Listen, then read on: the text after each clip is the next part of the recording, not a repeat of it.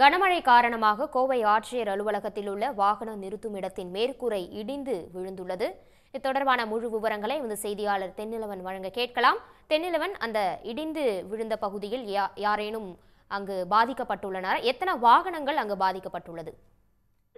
நிச்சயமாக. அதாவது வரக்கூடிய 4 நாட்களுக்கு தமிழகம் முழுவதும் கனமழை பெய்யும் என வானிலை ஆய்வு மையம் தெரிவித்துள்ள நிலையில, கடந்த 1 மணி நேரத்துக்கு மேலாக கோவை மாவட்டத்தின் பல்வேறு பகுதிகளில் தொடர் கனமழை பெய்து வருகிறது. குறிப்பாக கோவை, காந்திபுரம், உக்கடம் உள்ளிட்ட பகுதிகளில் தொடர்ந்து கனமழை பெய்து வருகிறது.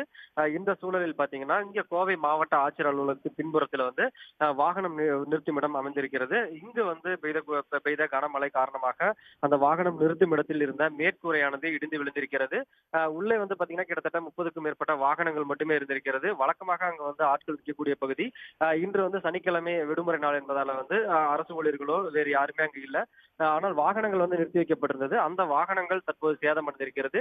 கிட்டத்தட்ட 30க்கும் மேற்பட்ட வாகனங்கள் சேதமடைந்திருக்கக்கூடிய நிலையில தற்போது அந்த மேற்கூரை இடிந்து விழுந்த அந்த இரும்புகளை அகற்றும் பணியில இங்க மாவட்ட நிர்வாகத்தினர் ஈடுபட்டிருக்கிறாங்க. அதாவது அதிர்ஷ்டவசமாக உள்ளே யாரும் சிக்காத நிலையில அங்கு அந்த பகுதியில் இருக்கக்கூடிய மற்ற வாகனம் நிறுத்தும் இடம் அந்த மேற்கூரையில் கீழே யாரும் நிற்க வேண்டாம் என அறிவுறுத்தப்பட்டிருக்கிறது. தற்போது வரை பாத்தீங்கன்னா கோவை மாநகர் மாவட்டம் முழுவதும் பாத்தீங்கன்னா கனமழை பெய்து வருகிறது.